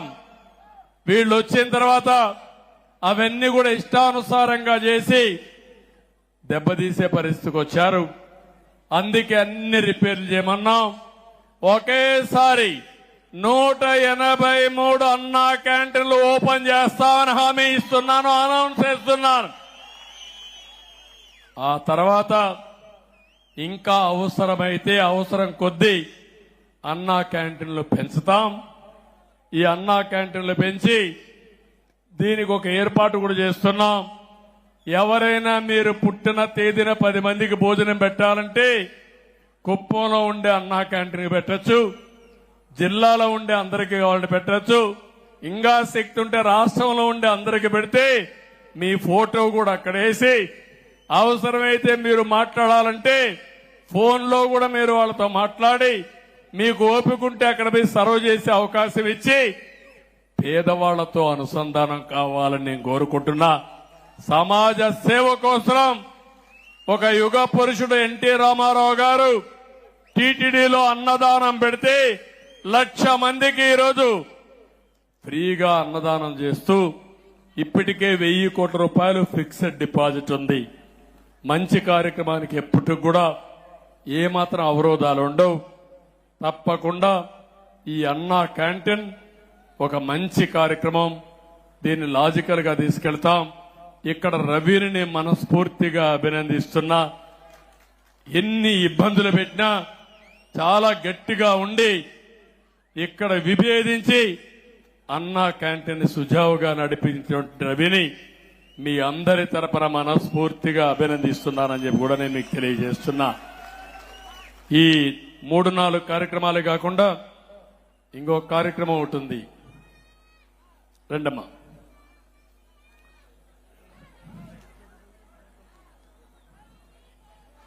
ఇప్పుడు ఇక్కడికి వచ్చినప్పుడు ఇక్కడికి మన డాక్రా ఉమెన్ చిత్తూరు జిల్లా వాళ్ళందరూ, నువ్వు మైక్ ఇస్తారమ్మా, నువ్వు మాట్లాడి అప్పుడు చెప్పండి. ముందు మీరు మాట్లాడండి, ఏమనుకున్నారని. మైక్ ఇవ్వండి, మైక్ ఇవ్వండి. ఇట్రామ్మా, మైక్ రా. థ్యాంక్ యూ అమ్మా. మాట్లాడు, నీ పేరు చెప్పి మాట్లాడు. గౌరవనీయులు నారా చంద్రబాబు నాయుడు గారికి నా హృదయపూర్వక నమస్కారాలు. దీనికోసం కదా మనం ఎదురు చూసింది. ఈ రోజు ఇంత ఆనందంగా ఉన్నామంటే డ్వాక్రా మహిళల కోసం 25 సంవత్సరాల ముందు సార్ గారు వేసిన విత్తనం మహావృక్షమై ఆ వృక్షం కింద ఎన్నో లక్షల కుటుంబాలు శ్వాస తీర్చుకుంటున్నాయి. ఆ ఆనందాన్ని మీతో పంచుకుంటూ రాజధాని అమరావతి కోసం మా యొక్క ఉడతా భక్తి సహాయం సార్ దీన్ని మీరు స్వీకరిస్తారని మేము కోరుకుంటున్నాం సార్. జై చంద్రబాబు నాయుడు గారు, జై చంద్రబాబు నాయుడు గారు. మొత్తం కొంచెం వెనక్కి చిత్తూరు జిల్లా సంఘ సభ్యులైన 4 లక్షల మంది సంఘాలు మొత్తం 4.5 కోట్ల రూపాయలు రాజధాని అమరావతి కోసం విరాళంగా ఇచ్చున్నాం. కనపండి మేము ఇంత మంచి స్థాయికి ఎదగడానికి కృషి చేసిన చంద్రబాబు నాయుడు గారికి, చంద్రబాబు నాయుడు నాయకత్వం, చంద్రబాబు గారి నాయకత్వం. జై చంద్రబాబు నాయుడు, జై తెలుగుదేశం పార్టీ. మాట్లాడాలనా అమ్మాయికి అంటాడు మైక్ రామాడుకో ముందుకు వచ్చి మాట్లాడు.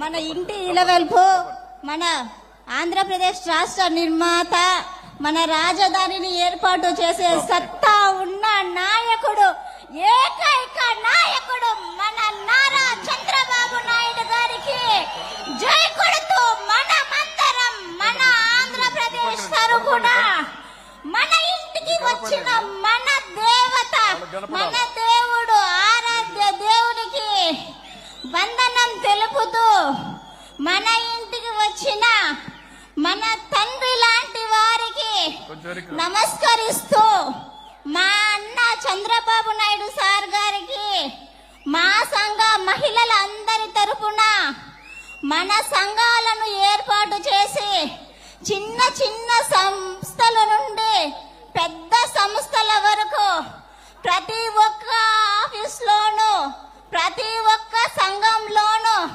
మహిళలకు తమ వంతుగా 30% ఇచ్చి అందరూ సమానంగా ఉండాలని మన మహిళలందరికీ గ్రామాలకెళ్లి సంఘాలను జన్మభూమి కార్యక్రమం కింద గ్రామలక్ష్మి అని ఏర్పాటు చేసి విజయలక్ష్మి మేడంను పిలిపించి సంఘాలకు ట్రైనింగ్ ఇప్పించి సంస్థలను ఏర్పాటు చేసిన ఏకైక నాయకునికి మన అందరి తరపున, మన సంఘ సభ్యుల తరపున, మెప్మా మున్సిపాలిటీ ప్రాజెక్ట్ తరపున మేము 1 కోటి రూపాయలు విరాళంగా ఇస్తున్నాం సార్.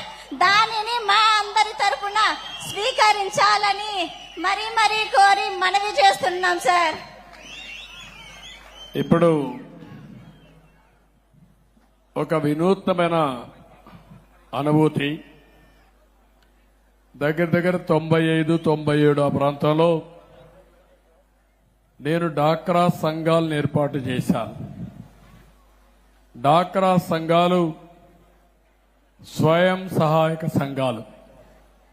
అంత మునుపంతా కూడా కోఆపరేటివ్ ఉంటే దీనివల్ల గవర్నమెంట్ పెత్తనం ఎక్కువ ఉంటుంది. ఆ పెత్తనం లేకుండా వాళ్లే రెగ్యులేట్ చేసుకునే విధంగా 10 మంది కంటే మించకుండా మాక్సిమం 10 కంటే తక్కువ 10-11 వరకు పెట్టి సంఘాలను ఏర్పాటు చేశాం.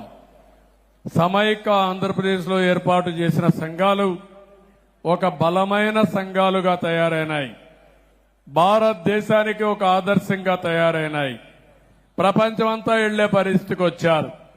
వీళ్ళకు భాష రాకపోయినా అక్కడికి పోయి ట్రైనింగ్ ఇచ్చే పరిస్థితి వచ్చింది. నేను చేసింది ఆ రోజు వీళ్ళు చేసే కార్యక్రమాన్ని ప్రోత్సహించడం. వాళ్ళు రూపాయి పొదుపు చేసి నేను రూపాయి రివాల్వింగ్ ఫండ్ ఇచ్చాను. ఆ డబ్బులు వడ్డీకి వాళ్లే మార్చుకుని ఎక్కడికక్కడ ఇది పెంచుకుంటూ మళ్లీ ఎన్నికలప్పుడు పసుపు కుంకుమ కింద ప్రతి ఒక్క మహిళకు 10,000 రూపాయలు ఇచ్చిన పార్టీ తెలుగుదేశం పార్టీ. ఇదే కాకుండా వడ్డీ లేని రుణాలు ఇచ్చి వీళ్ళ ప్రోత్సహించాను. కానీ ఎన్నో ప్రభుత్వాలు మారాయి కానీ మా డాక్రా సంఘాలను మాత్రం ఎవ్వరూ ఏమీ చేయలేకపోయారంటే అది నేనేసిన పటిష్టమైన ఫౌండేషన్. ఎవరు కూడా షేక్ చేయలేకపోతున్నారు. ఒకవేళ షేక్ చేయాలంటే వాళ్లే షేక్ అయిపోతారు కాబట్టి భయపడి ఎవరూ రాలేదు. నేను నాటిన చెట్టు నేను నాటిన మొక్క ఈరోజు పెద్దదై ఒక చిత్తూరు జిల్లాలో 3,50,000 మంది గ్రామీణ SGH అంటే సెల్ఫ్ హెల్ప్ గ్రూపులు, రెండోది 1,00,000 మంది అర్బన్ పట్టణ ప్రాంతంలో ఉండే SCG సెల్ఫ్ హెల్ప్ గ్రూపులు, రెండు కలిపి 4,50,000 మంది ఒక మాట అనుకుని మనిషికి 100 రూపాయలు చొప్పున 4,50,00,000 రూపాయలు అమరావతి రాజధానికి ఇచ్చారు. ఇది స్ఫూర్తి. 100 రూపాయలు వాళ్ళకి ఎక్కువ కాదు. 100 రూపాయలు ఇవ్వగలిగే శక్తి ఉంది, మనసుంది. నేను అందుకే ఆలోచిస్తున్నాను, మన రాష్ట్రంలో 1,20,00,000 మంది సెల్ఫ్ హెల్ప్ గ్రూపులున్నారు. డాక్రా సంఘాలు, డాక్వా సంఘాలున్నాయి. మా ఆడబిడ్డలకు హామీ ఇస్తున్నా, మిమ్మల్ని అందరినీ లక్షాధికారులు చేయడానికి ఏం చేయాలో ఒక కార్యక్రమాన్ని ఆలోచిస్తున్నారు. కేంద్రం ఒక పథకాన్ని ఇచ్చారు. 3 లక్షల మంది పేద మహిళల్ని లక్షాధికారులు చేస్తామన్నారు. ఆ 3 లక్షల మంది 3 కోట్ల మందిలో ఒక 60-70 లక్షల మంది మినిమం మన ఆంధ్రప్రదేశ్ లక్షాధికారులు చేస్తారని ఆ కార్యక్రమానికి శ్రీకారం చుడతాం. మళ్లీ పూర్వ వైభవం తీసుకొస్తాను. మీ దగ్గర ఆర్థికంగా సంపాదించే మార్గాన్ని చూపిస్తా. మీ అందరికీ మళ్ళా మీ అందరికీ ఇంట్లో ఖజానా తాళాలు మీకు వచ్చేట్టుగా, బాగా డబ్బులు సంపాదించేట్టుగా ఏం చేయాలో చేస్తా. కేంద్రంలో కూడా వెసులుబాటు వస్తుంది. తప్పకుండా మా ఆడబిడ్డల్ని మళ్లీ పైకి తీసుకొచ్చి ప్రపంచానికి ఒక ఆదర్శంగా చేస్తారని మీ అందరికీ హామీ ఇస్తూ, ఇలాంటి కార్యక్రమాలు చూసినప్పుడు ఒక ఆనందం, ఒక తృప్తి, ఇవన్నీ కూడా వస్తున్నాయి. ఈరోజు మిమ్మల్ని చూస్తే మీరు ఎవరు వదిలిపెట్టే పరిస్థితిలో లేరు. ఈరోజు ప్రేమ్ కుమార్ కూడా అమరావతి కోసం 1,00,000 రూపాయలు విరాళం ఇచ్చే పరిస్థితికి వచ్చాడు. ఓసారి నేను ప్రమోట్ చేయడం లేదు కానీ స్వచ్ఛందంగా చాలా మంది ముందుకు వస్తున్నారు. నిన్న ఒక అమ్మాయి వచ్చింది, నాకే ఆశ్చర్యం వేసింది. అమరావతి కోసం ఇంత మునుపు 1,00,000 రూపాయలు ఇచ్చింది బంగారం అమ్మి. నిన్న మళ్లీ వచ్చి 3 ఎకరాలు భూమి ఉంటే ఎకరా భూమి అమ్మి 25 లక్షల రూపాయలు చెక్ తీసుకొచ్చింది. నేను అడిగాను ఆ అమ్మాయిని, ఏమమ్మా నువ్వు 25 లక్షల రూపాయలు ఇస్తున్నావు, నీకుండేది 3 ఎకరాలు, 1 ఎకరా ఇచ్చేస్తున్నావు, నువ్వెట్లా బతుకుతావంటే ఆ అమ్మాయి ఒకే మాట అంది, నాకు అమ్మ లేదు, నాన్న ఒకడే ఉన్నాడు, నాన్న నేను ఇద్దరమే ఉన్నాం, నేను MBBS చదువుకుంటున్నా, మా ఇద్దరి పొట్ట కోసం 2 ఎకరాలు భూమి చాలు, ఈ ఎకరా అమ్మి రాజధాని నిర్మాణానికి ఖర్చు పెడితే కొన్ని లక్షల మంది పొట్ట నింపుకునే పరిస్థితి వస్తుంది, అది మీరు చేయండి సార్ అనే పరిస్థితికి వచ్చింది. అది స్ఫూర్తి. అలాంటి వాళ్ళు చూసినప్పుడు నాకు అనిపిస్తుంది ఇంకా ఈ ప్రపంచంలో మంచి బ్రతికే ఉంది. అవునా కాదా? చెడు వ్యక్తులు కూడా ఉన్నారు, కానీ మంచి బతికుంది.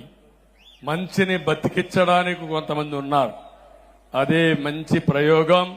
చాలా సంతోషం. మళ్ళా మాట్లాడదాం ఇప్పుడే. దాన్ని ఇలాంటివన్నీ జరుగుతున్నాయి. అందుకే ఈ రోజు మళ్లీ అందరికి ఒకటి హామీ ఇస్తున్నా, రేపటి నుంచి 8వ నన్ను ఎమ్మెల్యే గెలిపించారు కాబట్టి, 4వసారి ముఖ్యమంత్రిగా అయిపోయారు కాబట్టి నేనే చేస్తాను, మీరు మాత్రం సహకారం చేయమంటే కుదరదు. మీరు బాగుపడాలంటే గుర్రాన్ని నీటి తొట్టి దగ్గర తీసుకుపోతాం గానీ తాగిచ్చలేము. అవునా కాదా? మీరు ముందుకు రావాలి, మీ కుటుంబాలు బాగుపడాలి. మీ కుటుంబాలు బాగుపడితే నాకు పేరు వస్తుంది, నాకు ఒక తృప్తి. మీరు బాగుపడితే అది చూసి నేను ఆనందపడాలని ఏకైక కోరిక. 8 సార్లు ఓట్లేసిన మీ రుణం తీర్చుకున్నానని ఒక తృప్తి. దీనికి మన నియోజకవర్గంలో కూడా ఈ మధ్య ఒకప్పుడు అందరూ మంచి వాళ్ళు ఉండేవాళ్ళు కానీ అక్కడక్కడ ఒకరిద్దరు తయారయ్యారు. ఇప్పుడు పుల్లలు పెట్టేవాళ్ళు తయారయ్యారు. కానీ వాళ్ళ గురించి బాధ లేదు. మనందరం ఒకటైతే వాళ్లే మారతారు. మారకపోతే మారుస్తాం. దాని గురించి నాకు బాధ లేదు. ఈ రోజటి నుంచి మన సంక్షేమం, అభివృద్ధి రెండు కూడా సమాంతరంగా ముందుకు పోవాల్సిన అవసరం ఉంది. ప్రతి ఒక్క కుటుంబం అర్థం చేసుకోవాలి. నేను చెప్పింది ఎన్నోసార్లు చూశాను. ఎంతమంది ఎన్ని చెప్పినా కడాన మీలో ఉండే మంచితనం చూస్తే నా విషయం వచ్చినప్పుడు ఎవ్వరి మాట వినకుండా నేను చెప్పిన మాట విని నాతో ఫాలో అవుతున్నారు. అది నా జీవితంలో ఎప్పుడూ మరిసిపోలేను. అందుకే ఈరోజు మీ అందరి ముందర చెప్పాను, రేపటి నుంచే నేను చెప్పిన ప్రతి ఒక్క విషయం కార్యరూపం దాలుస్తుంది. దాన్ని ఉపయోగించుకునే బాధ్యత మీది. ఇంకొక విషయం కూడా చెప్తున్నా, అందరికీ సమానమైన అవకాశాలు వస్తాయి. భగవంతుడు ఒక అవకాశం ఇస్తాడు. ఆ అవకాశాన్ని అందిపుచ్చుకుంటే మీరు ఇంకొక స్టెప్ ముందుకు పోయే పరిస్థితి వస్తుంది. ఇప్పుడు ఉదాహరణ నేను ఒక మాట చెప్పాను, 4,000 రూపాయలు 63,50,000 మందికి ఈ నెల నుంచి ఇస్తున్నాం. ఒక నెలలో 7,000 ఇస్తున్నాం ఈ నెలలో అయితే. కానీ అలాంటి ముసలి వాళ్ళని మీరు జాగ్రత్తగా చూసుకోవాలి, మీ ఇంట్లో ఉండేవాళ్ళని. నేను పింఛన్ ఇవ్వక మునుపు అలాంటి ముసలి వాళ్ళని మీరు చీదరించుకునే పరిస్థితి ఉండేది.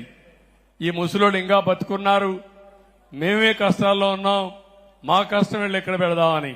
ఇప్పుడు మీరేమీ వాళ్ళని చూసుకోవాలని పని లేదు. నేను ఇచ్చిన డబ్బులే వాళ్ళకు సరిపోతుంది. వాళ్ళ గౌరవంగా మీరు పలకరిస్తే వాళ్ళు ఇంకొక 5-6 ఏళ్ళు ఎక్కువ బతుకుతారు. ఎక్కువ బతికితే మీకు కూడా వెసులుబాటు వస్తుంది, ఇంటికి కూడా. అవునా కాదా? ఆ గౌరవాన్ని పెద్దలు కోరుకునేది గౌరవమే.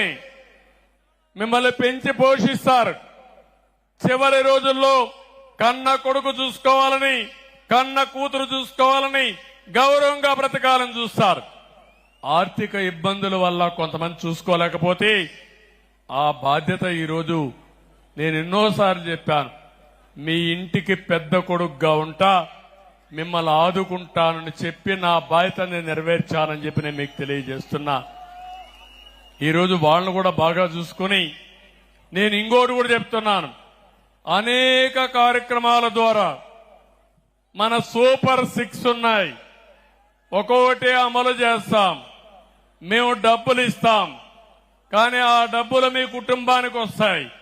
కానీ ఒక మాట చెప్పాను నేను, ఆ రోజు కూడా మీరు గుర్తుపెట్టుకోండి.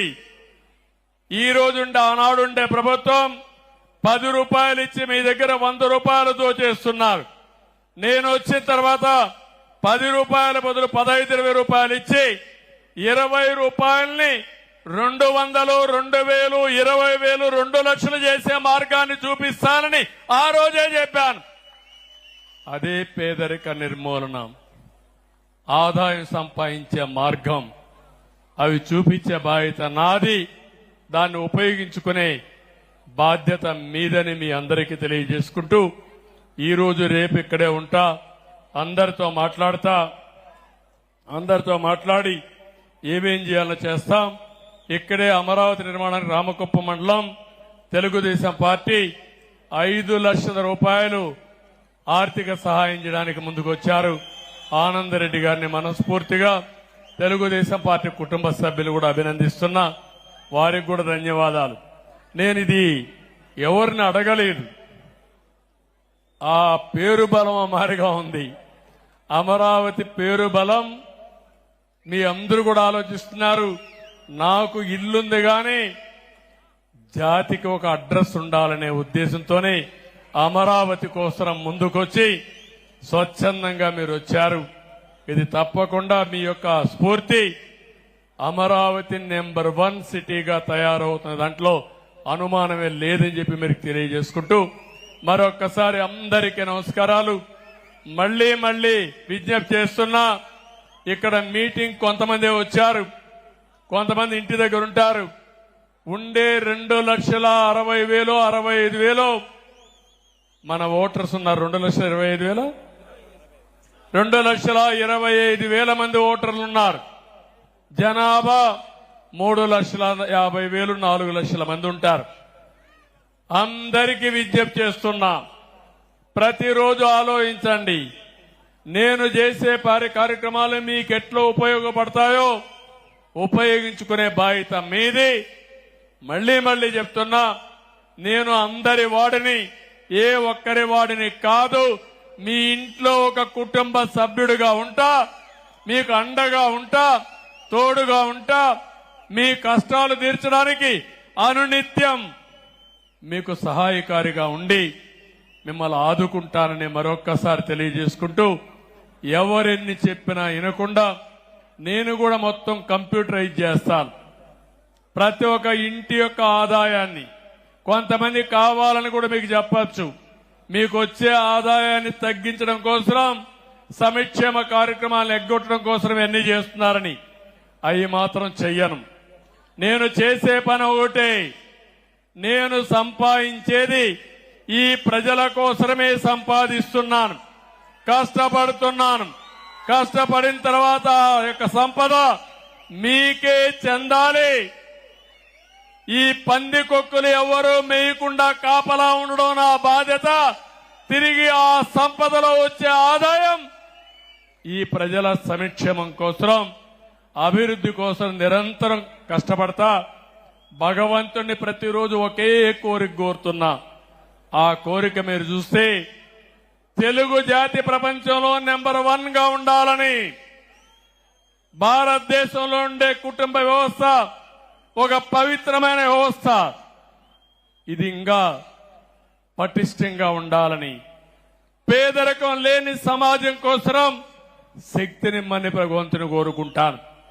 ఆ పేదరిక నిర్మూలన, ఆర్థిక అసమానతను తగ్గించడం నిరంతరం చేయడం కోసం శక్తి సామర్థ్యాలు ప్రసాదించమని భగవంతుడు కోరుకుని అక్కడి నుంచి కార్యక్రమం స్టార్ట్ చేస్తున్నాను. తప్పకుండా నేను చేసిన సంకల్పం ఒక పవిత్రమైన సంకల్పం. ఏ శక్తి అడ్డు రాలేదు, ముందుకు పోతాను తప్ప వెనక్కొచ్చే సమస్య లేదని మరొక్కసారి మీ అందరికీ తెలియజేసుకుంటూ, మీరు ఈరోజు కుప్పంలో చూపించిన స్ఫూర్తి చూస్తున్నా. నేను ఎవరిని ఈరోజు రమ్మనలేదు, ఒక్క మెసేజ్ ఇచ్చాం ఇక్కడ మీటింగ్ ఉంటుందనుకుంటే మీరందరూ వచ్చారు. నిన్నే మన వాళ్లకు ఒక మాట చెప్పాను కేబినెట్ లో, ఆర్భాటాలు వద్దు, పెద్ద పెద్ద సైరన్లు వద్దు, సింపుల్ గా రండి. ఊర్లో ఒక చిన్న చెట్టు ఉంటే చెట్టు కింద కూర్చుందాం, ఊర్లో వాళ్ళందరినీ రమ్మందాం, అందరితో మాట్లాడదాం, కార్యక్రమాలకు శ్రీకారం చుడదాం. ఇంకా రాను రాను ఆర్భాటాలు చేస్తే ప్రజలు కూడా మనకు వ్యతిరేకించే పరిస్థితి వస్తారు. నేను అందుకే పదే చెప్పాను, నేను ఎక్కడన్నా పోతా ఉన్నా పక్కన ఎవరున్న వెహికల్స్ వస్తే గంటల తరబడి ఆపేసే పరిస్థితి రాకూడదు. నేను కూడా ఒక సాధారణమైన వ్యక్తిగానే నేను పోతా ఉంటే పక్కన కూడా ప్రజలు పోవడానికి దోహదం చేసే వ్యవస్థ ఉండాలి. అప్పుడే నిజమైన సేవకులం తప్ప మేమేదో పెత్తందారులం కాదు. ప్రజలిచ్చింది మాకు అధికారం కాదు, బాధ్యతని మరొక్కసారి తెలియజేసుకుంటూ, ఆ బాధ్యత ఈ కుప్పంలో నిరూపిస్తానని మరొక్కసారి అందరికీ తెలియజేసుకుంటూ, మళ్లీ మా ఆడబిడ్డలకు మనస్ఫూర్తిగా నా అభినందనలు. మా తమ్ముళ్ళు యువతకైతే నేను ఎన్నికల్లో చాలా చెప్పాను, బ్రహ్మాండంగా స్పందించారు. అలాంటి యువ సోదరులకు మళ్ళా నా నమస్కారాలు. అయితే మీ జీవితాలు బాగుపడాలంటే నేను చెప్పింది మీరు ఫాలో అయితే మీరు అనుకున్న లక్ష్యాలు మీరు నెరవేరుస్తారు. ఈయన ఇట్లే మాట్లాడతాడు, మేము ఇట్లే పోతామంటే నష్టపోయేది నేనే కాదు, మీరు కూడా నష్టపోతారు. కాబట్టి యువతను కోరుతున్నా, నేను చాలా వినూత్నమైన ఆలోచనలు చేస్తాను, మీరు కూడా ఆలోచనలు ఇవ్వండి. మంచి ఆలోచనలు ఇస్తే నేను స్వీకరిస్తాను. నేను ఒక మాట చెప్పాను, నేను అనునిత్యం విద్యార్థిని, నేను అనునిత్యం మంచిని నేర్చుకుంటాను. పోతూ ఉంటే ఒక కామన్ మ్యాన్ ఏమైనా మంచి పని చెప్తే దాన్ని కూడా స్వీకరించి మంచిదైతే రాష్ట్రం అంతా అమలు చేస్తాను. అందుకే యువతను కోరుతున్నా, మీ ఆలోచనలు నాతో పంచుకోండి. అదే మరి నేను చెప్పింది అర్థం చేసుకోండి. చేసుకుని అవకాశమే అద్దుగా మీ క్యారియర్ని మీరు రూపకల్పన చేసుకోండి. మీకు అండగా ఉంటాను. ఉద్యోగాలు కావాలంటే ఉద్యోగాలు చేసే అవకాశం కల్పిస్తాం. లేదు మీరే ఉద్యోగాలు ఇస్తామంటే పారిశ్రామికవేత్తలుగా అయ్యేట్టుగా తయారు చేసే బాధ్యత మాది. డాక్రా సంఘాలనే కోటీశ్వరులు చేస్తా ఉంటే, లక్షాధికారులు చేస్తా ఉంటే చదువుకున్న యువత మీరు కాలేరని అడుగుతున్నా. ఎప్పుడో చేయలా. 25 సంవత్సరాలకు ముందు ఐటీకి ప్రాధాన్యత ఇచ్చాను. హైదరాబాద్ లో హైటెక్ సిటీ కట్టాను. ఆ తర్వాత ఒక మాట చెప్పాను, మీరు జాబ్ వర్క్ చేయడం కాదు, మీరు ప్రోడక్ట్స్ ఇన్నోవేట్ చేయాలని చెప్పాను. కొంతమంది దానికి కూడా ముందుకొచ్చారు. ఆ తర్వాత అన్నారు, మీరు ఉద్యోగం చేయడం కాదు, మీరు ఉద్యోగాలు చేసే శక్తి మీకు రావాలి అంటే మీరు ఒక కంపెనీ పెట్టి 10 మందికి ఉద్యోగాలు ఇమ్మన్నాను. మీరు ఒక్క హైదరాబాద్ లో ఉండడం కాదు, ప్రపంచమే హద్దుగా వేరే దేశాలకు పొమ్మన్నాం. వీళ్ళంతా బయట కూడా పోయే పరిస్థితికి వచ్చారు. ఈ రోజు నేను సగర్వంగా చెప్తున్నా, గర్వంగా చెప్తున్నా, ప్రపంచంలో అన్ని దేశాల్లో ఉండి ఆ దేశస్తుల కంటే ఎక్కువ ఆదాయం తలసరి ఆదాయం సంపాదించేది భారతీయులు. అందులో 33%, 30% ఉండే తెలుగు జాతి, తెలుగు వారు. అది నాకు గర్వ కారణం. ఎన్నేండ్లు? 25 ఏళ్లు. 100 ఏళ్లు కాల, 200 ఏళ్లు కాల, 25 ఏళ్లలో మార్పు వచ్చింది. ఒకప్పుడు నా కళ్ళ ముందర నేను చూశాను కరెంటు లేని రోజులు, రోడ్లు లేని రోజులు. స్కూలుకు పోవాలంటే వాగుల్లో, వంకల్లో, కొండల్లో నడుచుకుంటూ, నేను కూడా 7 కిలోమీటర్ల హై స్కూల్కు పోవాలంటే భోజనం క్యారియర్ పట్టుకొని, ఫుడ్ పాకెట్లు పెట్టుకొని తెల్లవారితో పోయి సాయంత్రానికి వచ్చి మళ్ళా తెల్లవారితో పోయేవాళ్ళం. అలాంటి మామూలు స్కూల్లో చదివి ఒక పట్టుదలతో ఎమ్మెల్యే అయ్యి ఇప్పుడు ముఖ్యమంత్రిగా 4 సార్లు 9 సార్లు ఎమ్మెల్యే అయ్యానంటే అది మీ ఆశీస్సులు, ఒక పట్టుదల. ఏదైనా సాధ్యం. నేను ఎందుకు ఇవన్నీ చెప్తున్నానంటే చాలా మంది కనిపిస్తుంది, సార్ ఇట్లే మాట్లాడుతూ ఉంటాడు, ఈయన ఎప్పుడు ఆకాశంలో నిచ్చినేస్తాడు, అది మా వల్ల అవుతుందా అని మీరు అనుకుంటానే ఉంటారు. కానీ మొన్న కూడా మీరు చూడండి, నాకు వచ్చిన కష్టాలు ఎవరికైనా వస్తాయా 5 సంవత్సరాల్లో అని అడుగుతున్నా. మిమ్మల్ని ఊహించుకున్నారా అని అడుగుతున్నా. 14 సంవత్సరాలు మాజీ ముఖ్యమంత్రిని, 15 సంవత్సరాల అపోజిషన్ లీడర్ని.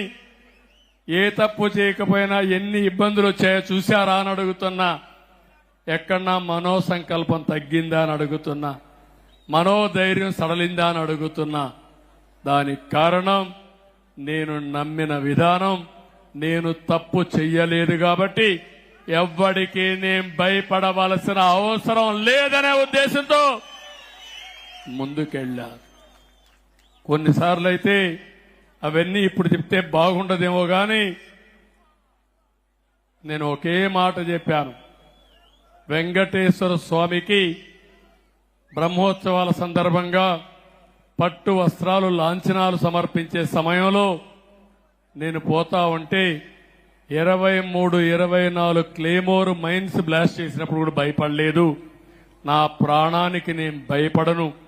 ఈ ప్రజల కోసం బతుకుతున్నా, దేనికి లెక్క చెయ్యనని చెప్పి ముందుకు పోయాను. అదే ఇప్పుడు కూడా చెప్తున్నా. నా జీవితాశయం ఒకటే, మీరు బాగుండాలి. ఆంధ్రప్రదేశ్లో ఉండే ప్రజానీకం కష్టాలు లేకుండా ఆనందంగా ఉండి, పేదరికం లేకుండా సుఖంగా ఉండి, మీరు మీ కుటుంబ సభ్యులు ఆనందంగా ఉంటే అది చూసి ఆనందపడే వ్యక్తిని నేను. ఈ రాష్ట్రమే నా కుటుంబం. ఈ రాష్ట్రం కోసం, నా కుటుంబం కోసం ఎలాంటి త్యాగాలు చేయడానికని నేను సిద్ధంగా ఉన్నానని మరొక్కసారి మీ అందరికీ తెలియజేసుకుంటూ, మళ్ళీ మా తమ్ముళ్ళను చూస్తున్నా అరచేతుల్లో ఆరతులిచ్చే పరిస్థితికి వచ్చారు. ఇవన్నీ కూడా స్ఫూర్తిదాయకంగా మీరు చేసే పనులు చూసిన తర్వాత నాకు అనిపిస్తుంది, నేను ఎంత కష్టపడినా ఎన్ని